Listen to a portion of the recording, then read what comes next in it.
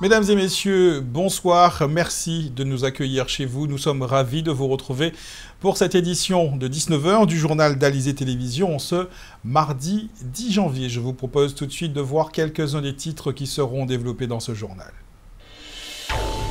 Au nom du LKP, Elido Mota réclame que l'eau soit gérée en régie directe et menace d'appeler les Guadeloupéens à ne plus payer leurs factures. L'eau, un dossier où les élus se noient. C'est à Pointe-à-Pitre que Sainte-Rose a présenté à la secrétaire d'État à la ville son contrat de ville, un projet qui doit créer du lien social et de l'activité à la Boucan et au bourg. À travers une exposition, le photographe Charles Chulem-Rousseau revisite l'œuvre de l'architecte Aliture, une initiative qui vise notamment à encourager la pratique artistique dans l'archipel. Le journal Rony Nabal. Et nous ouvrons cette édition avec la problématique de l'alimentation en eau potable, une question toujours d'actualité et que le LKP a décidé de prendre à bras-le-corps par la voix de son leader Elido Mota. Le collectif Lienage contre Profitation réclame que la production ainsi que la distribution d'eau soient gérées en régie directe et non plus laissées en délégation de services publics à des entreprises privées. Une revendication que nous explique Elido Mota. Il est au micro de Jacques Damprobe. Aussi bien en Guadeloupe que dans le reste du monde entier, il y a un mouvement de remunicipalisation de la gestion de l'eau. Ça veut dire que les pays, les communes, les États, ils ont décidé de reprendre gestion de l'eau en main à les multinationales. D'avoir, ils ont constaté que les multinationales sont là pour payer enrichir actionnaires et ils n'ont pas qu'à intervenir dans l'intérêt des populations. Et c'est comme ça que nous voyons à Toulouse, nous voyons à Grenoble, nous voyons à Malmö, nous voyons à Rome, nous voyons à Paris, où ils reprennent gestion de l'eau là dans le cadre d'un régie direct. En régie direct, pourquoi? En régie directe qui permet de faire en sorte que tous les investissements et tout l'argent généré par de l'eau là, rester dans le système de l'eau là pour le bien-être des travailleurs et pour le bien-être de la population, en l'occurrence des usagers de l'eau. Quand nous constatons depuis 50 ans en Guadeloupe, l'argent de l'eau là, il servit pour campagne électorale, il servit pour faire infrastructure, il servit pour campagne électorale et réélection un certain nombre d'élus, pendant que les multinationales étaient qu'à manger, mettaient l'argent en poche à eux, et l'argent de l'eau là n'a jamais servi pour justement faire en sorte qu'il y ait des infrastructures, puisque aujourd'hui là, plus de 60% de l'eau là qui disparaît parce que c'est tuyau là pourri. Et aujourd'hui là, nous avons dit, régler le problème de l'eau là, qui a passé inéluctablement par la mise en place d'une gestion dans le cadre d'un régie direct pour la production et dans le cadre d'un régie direct pour la distribution qui est faite au niveau des communautés des communes. Et bien évidemment, il faut qu'il y ait un réseau neuf de distribution sans que les usagers payer 1 centime supplémentaire, qu'ils transférent l'intégralité des agents des opérateurs privés vers les régies publiques et au cas maintiennent l'ensemble des acquis à eux, et bien évidemment qu'ils n'ont pas augmenté le prix de l'eau là. Si ça n'a pas fait, quand ils ont été engagés à fait depuis le protocole LKP à 4 mars 2009, nous, LKP et les organisations de défense des usagers de l'eau, eh bien, d'ici quelques temps, nous sommes partis en campagne pour nous demander, tout peuple Guadeloupe, tout travailleur Guadeloupe, d'arrêter de payer de l'eau, car il est hors de question que nous acceptons une augmentation à prix de l'eau. Il est hors de question que nous acceptions que nous continuions à voler nous à travers les délégations de services publics ou les prestations de services publics que nous avons fait vers les multinationales qui sont présentes en Guadeloupe. Et cet appel du leader du collectif Lienage contre Profitation intervient au moment où les élus ne proposent aucune solution concrète et rapide à ce dossier complexe. Le problème de l'alimentation en eau potable en Guadeloupe semble de plus en plus inextricable. Les mesures ponctuelles auxquelles les réelles solutions ne succèdent pas sont comme des sparadraps pour tenter de stopper l'hémorragie. Le point avec Jacques Damprobe. Depuis plusieurs mois, les responsables politiques guadeloupéens ont multiplié les réunions sur le casse-tête de l'eau, une situation qu'ils ont eux-mêmes créée depuis des décennies. Le plus souvent, les élus ont été poussés à se mettre autour d'une table en raison de manifestations sociales. Au mois de juin dernier, c'était pour sceller une fois pour toutes le sort des agents du SIAG transférés de la Générale des Eaux et qui avaient décidé de couper l'eau pour se faire entendre. Dans la foulée, sous le haut patronage du préfet, un accord avait été conclu entre la région, le département, les communautés d'agglomération et le SIAG pour la création d'un syndicat mixte ouvert de l'eau. Le syndicat unique de l'eau étant mort-né. Je crois qu'il faut dépasser les égoïsmes territoriaux et il faut apprendre à parler Guadeloupe. Alors le chemin est long, on a fait un certain nombre d'avancées parce que autour de la table on pourrait parler d'un syndicat mixte plutôt que d'un syndicat unique.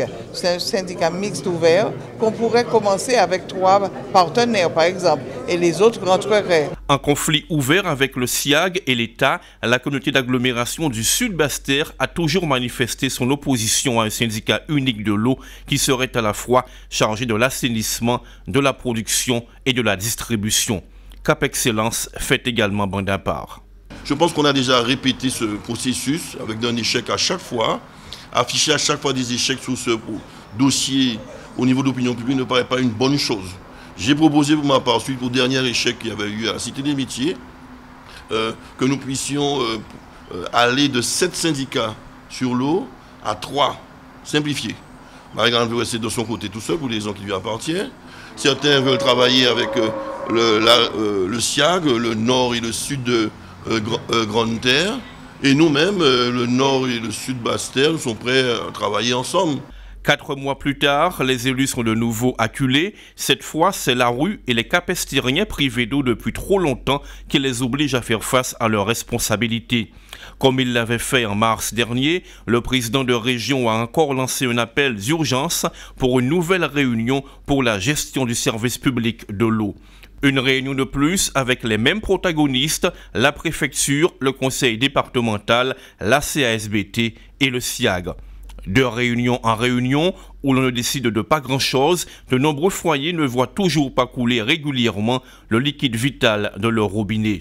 C'est à croire que sur des questions essentielles liées à la vie quotidienne, la Guadeloupe dispose de beaucoup d'élus, mais de bien peu de décideurs. Pour sa deuxième journée de visite en Guadeloupe, Hélène Geoffroy était au Mémorial Acte de Pointe-à-Pitre pour rencontrer les habitants de Sainte-Rose. C'est en effet loin des terres sainte-rosiennes que la secrétaire d'État chargée de la ville avait rendez-vous pour que lui soit présenté le contrat de ville de Sainte-Rose. Allez comprendre. Le document en question a été signé en juillet 2015 entre la ville, l'État et une vingtaine d'autres partenaires pour une période allant de 2015 à 2020. Dans le cadre de la politique de la ville, il s'agit de prévoir dans les quartiers définis comme prioritaires des investissements dans les domaines de l'éducation, de la petite enfance et de la prévention de la délinquance. À Sainte-Rose, c'est le bourg et le quartier de la Boucan qui sont concernés. Reportage non pas à Sainte-Rose, mais bien à Pointe-à-Pitre, signé Muriel Barlagne. C'est en juillet 2015 qu'un contrat de ville a été signé pour la commune de Sainte-Rose. Contrat nouvelle génération qui tient compte des dispositions de la loi de programmation pour la ville et la cohésion sociale du 21 février 2014. Il engage la ville, l'État et un ensemble de partenaires parmi lesquels la région, le département, la communauté d'agglomération du Nord Basse-Terre, les chambres consulaires. Il pose le cadre des projets qui seront mis en œuvre jusqu'à 2020 dans les quartiers prioritaires du territoire. 2 quartiers sont prioritaires, celui de la Boucan et qui permet de regrouper une partie de Cadette, Conodore, et ensuite le quartier du Bourg qui regroupe une partie de Viard, une cité de Viard, la cité de Bébel, le quartier du Bourg même et Sainte-Marie. Alors, ce sont des quartiers dans lesquels il y a un certain nombre de problématiques, soit d'insalubrité, soit de violence. Et donc, on sent qu'il y a un mal-être de ces populations. Donc, nous sommes là. La politique de la ville nous permet d'apporter un certain nombre de solutions, un certain nombre de projets qui permettent à tout un chacun de se sentir bien chez lui, de se retrouver, de se ressourcer et de permettre aux enfants d'être plus épanouis. Des exemples d'actions de ce contrat de ville ont été présentés à Hélène Geoffroy, la secrétaire d'État auprès du ministère de la Ville, de la Jeunesse et des Sports, chargée de la ville. Des actions qui intéressent le quartier de l'Aboucan. Elles sont portées par l'association des locataires de Madras Pondichéry Cachemire, à laquelle s'associe un ensemble de partenaires. Projet intitulé « Parole de boucanier » qui recouvre un ensemble d'actions éducatives et culturelles impliquant le collège de Boirada et des lieux de culture comme le Mémorial Acte. Nous voulons que les habitants apprennent à vivre ensemble, apprennent à se côtoyer, passer des moments ensemble, discuter, si vous voulez, un petit peu. Donc c'est ça le but du projet, c'est de recréer, de faire bon y vivre à la Boucan et qu'on arrête de stigmatiser la Boucan de quartier difficile. Donc c'est un quartier comme tous les quartiers où nous avons la volonté, l'envie de faire les choses avec la collectivité et les autres instances qui nous accompagnent sur ce projet. Des acteurs qui comptent sur le soutien de la secrétaire d'État pour la mise en œuvre effective de ce contrat de ville. Évidemment, la politique de la ville l'accompagne, va continuer à le soutenir. Nous sommes vraiment dans les axes forts des contrats de ville et je me félicite que Sainte-Rose, qui est une nouvelle entrante dans la politique de la ville, suite à la loi Lamy, puisse se saisir aussi bien de l'ensemble des dispositifs avec un partenariat des autres collectivités locales. C'est un enjeu essentiel et moi j'ai été sensible au fait que les habitants vivent très positivement le fait d'être en politique de la ville en y voyant une source supplémentaire d'aide et d'accompagnement. En Guadeloupe, 14 autres quartiers prioritaires ont été identifiés. Comme le veulent les contrats de ville, il s'agira d'y développer l'activité économique et l'emploi, d'y améliorer la cohésion sociale et le cadre de vie.